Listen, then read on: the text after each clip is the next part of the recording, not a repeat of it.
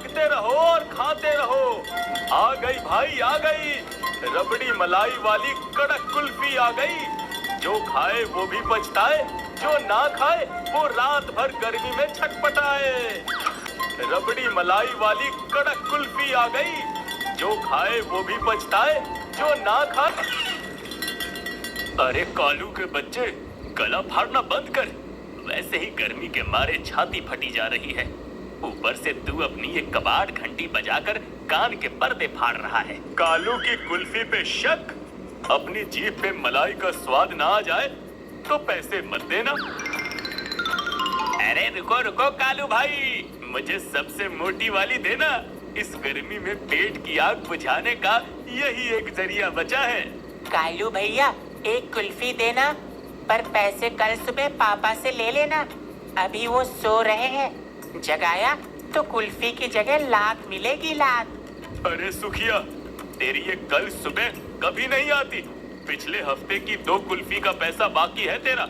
आज पूरे पैसे दे तभी मिलेगी, वरना जाकर हैंड पंप का ठंडा पानी पी ले। अरे दे दे रे कालू, बच्चे को काहे तरसा रहा है। वैसे भी इस चंदनपुर गांव में कुल्फी के अलावा कुछ भी ठंडा नहीं मिलता। ना टीवी चलती है, न पंखा, न ठंडा पानी। अरे सब लोग चुप हो जाओ, जरा कान लगा के सुनो। मुझे कुछ अजीब सी सरसराहट सुनाई दे रही है। पीपल के पेड़ के पीछे कोई है। अरे घसीटी, तेरी जुबान पे कभी मीठी बात नहीं आती। रात के सन्नाटे में चुड़ैल भूत की बातें मत किया कर। मेरी धोती पहले ही ढीली हो रही है। काका, इतना डरते क्यों हो? अरे घसीटी भाई का तो काम ही है हर झाड़ी में भूत ढूंढना। घसीटी भाई, वो भूत नहीं, बिमला चाची की बकरी होगी, बकरी जो गर्मी के मारे पगला गई है। भाई साहब, भूत हो या प्रेत, कालू की कुल्फी के सामने सब फेल है। क्या स्वाद है, मन कर रहा है एक और उड़ा दूं। वाह कालू भैया, आज तो सच में मजा आ गया।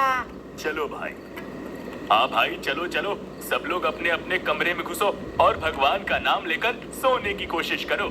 हवा तो चल नहीं रही, बस हाथ का पंखा डुलाओ और सो जाओ। चलो भाई, गुड नाइट। सुबह मिलते हैं कुएं पर। ठीक है मालिकों, मैं भी चला अगले टोले की तरफ। सब लोग हंसते मजाक करते हुए अपनी कुल्फी खत्म करते हैं और धीरे धीरे अपने अपने कमरों में सोने चले जाते हैं। कालू कुल्फी वाला भी अपनी घंटी बजाता हुआ दूर निकल जाता है। सुबह से चंदनपुर गांव की बिजली गुल है। सब इसी आस पे लेटे थे कि शायद आधी रात को ठंडी हवा के साथ लाइट आ जाए और चैन की नींद नसीब हो। पूरा गांव सन्नाटे की चादर ओढ़े सोया था कि तभी अचानक धमाके की आवाज सुनते ही गांव के घरों से चीख पुकार मचती है। लोग हड़बड़ाकर गिरते पड़ते टॉर्च और लाठियां लेकर बाहर चौक की तरफ भागते हैं। अरे बाप रे बाप, अरे मर गए रे बाबा, डाकू आ गए, अरे कोई बचाओ, अरे भागो सब लोग। अरे काका चुप रहो, डाकू ऐसे बम फोड़ के नहीं आते। अरे मुझे तो लगता है गांव के पीछे कोई उल्का पिंडा गिरा है। अरे दुनिया खत्म होने वाली है काका। अरे राम राम, मेरा तो कान ही फट गया ये आवाज सुन के। धर्मेंद्र, ओ धर्मेंद्र, आगे बढ़ के देख तो जरा, कहीं धरती तो नहीं फट गई ना। अरे भाई साहब, मैं तो अभी अभी सोने ही गया था, लगा कि बिस्तर के नीचे ही किसी ने बम फोड़ दिया। अरे मेरी तो भूख प्यास सब गायब हो गई। शांत हो जाओ सब लोग, घबराओ मत। ये ध्वनि तरंगे किसी आकाशीय पिंड की नहीं लगती, ये कुछ और ही भयंकर अनुभूति हुई है। अरे मेरी मैया, डर के मारे तो मेरा दिल धक धक धक धक कर रहा। मास्टर जी, मुझे बहुत डर लग रहा है। मेरी कुल्फी भी पेट में जम गई है। कहीं भूत प्रेत का साया तो नहीं आ गया गांव पे? मैंने पहले ही कहा था, कोई था उस झाड़ी में। किसी ने मेरी बात नहीं मानी। देख लो, अब भुगतो। अरे घसीटी, तू अपनी ये मनहूस खोपड़ी बंद रखेगा? पहले ही मेरी धोती गीली हो रही है। ऊपर से तू अपनी भविष्यवाणी शुरू कर देता है। अरे ओ सब लोग जरा शांत हो जाओ। डाकू भूत कुछ नहीं है।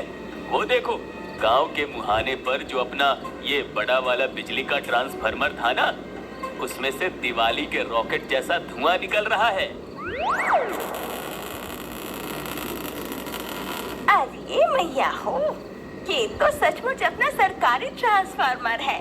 पूरा काला पड़ गया है, जैसे कढ़ाई में कोयला भुना हो। धत तेरे की, सुबह से लाइट नहीं थी।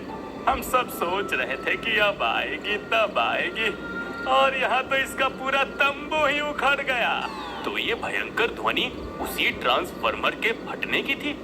अत्यधिक वोल्टेज और भीषण गर्मी के कारण ऑयल का प्रेशर बढ़ा और वो संकुचित होकर ब्लास्ट हो गया।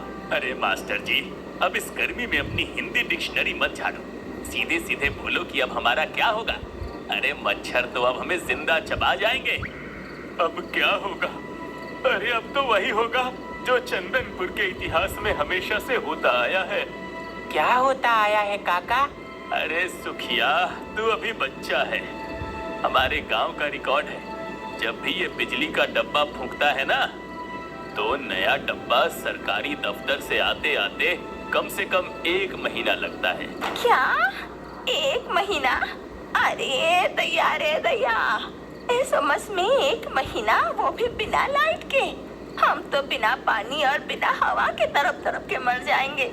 पर सब कुछ तो ठीक रही, अचानक कैसे हुई गवाह?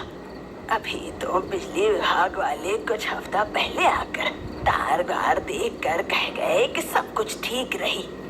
बात तो सही कह रही हो काकी। और तो और ऊपर से कालू कुल्फी वाला भी कल से नहीं आएगा। जब लाइट ही नहीं रहेगी तो उसकी कुल्फी जमेगी कैसे? अब तो रात का एक ही सहारा था, वो भी गया। 1 महीना? मुझे तो लगता है इस बार 2 महीने लगेंगे, क्योंकि पूरा का पूरा ट्रांसफार्मर उड़ गया है। पर मुझे कहीं ना कहीं शक है कि ट्रांसफार्मर ऐसे कैसे चल सकता है। खैर, अब यहाँ रात के 11 बजे मातम मनाने से ट्रांसफार्मर ठीक होने वाला नहीं है। तुलसीदास जी कह गए हैं, धीरज धर्म मित्र अरुणारी, आपातकाल परखिए चारी। अब धीरज रखो। हाँ भाई, मास्टर जी ठीक कह रहे हैं। अरे अब अंधेरे में खड़े खड़े यहाँ कीड़े मकोड़े कटवाने से कोई फायदा नहीं। चलो अपने अपने कमरों में चलो। जो भी आफत आई है अब सुबह उठकर ही उसका हल सोचेंगे। चलो भाई लोग, सब लोग अपनी अपनी जापानी पंखी ढूंढो और बदन रगड़ के सो जाओ। 1 महीने की तपस्या आज से चालू। अगर लाइट नहीं आई तो पानी भी नहीं चालू होगा, और इससे इस बार फसल बिना पानी के सूख जाएगा। हरी सब्जियां भी। हमें कुछ ना कुछ तो करना होगा। बोल तो तुम सच रही हो, लेकिन हम क्या कर सकते हैं? अरे जो किस्मत में है वो होकर ही रहेगा। सब लोग भारी मन और बुझे हुए चेहरों के साथ गर्मी से बेहाल होते हुए अपने अपने कमरों की तरफ लौट जाते हैं।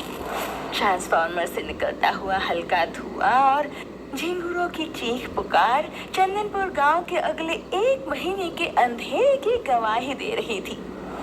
धमाके को बीते 4 दिन हो चुके थे। चंदनपुर गांव में हाहाकार मचा हुआ था। बिजली ना होने की वजह से ट्यूबवेल भी ठप हो चुकी है, जिससे खेत सूख रहे हैं। पानी की एक एक बूंद के लिए कुएं पर मारा मारी मची है। अरे भाई साहब, इस गांव में रहना नरक हो गया है। प्यास के मारे कंठ सूखा जा रहा है। नहाने की तो बात ही छोड़ दो। अरे बदन से ऐसी महक आ रही है कि मक्खियां भी रास्ता बदल लेती हैं। अरे कलुआ भाई, अपनी महक छोड़ो।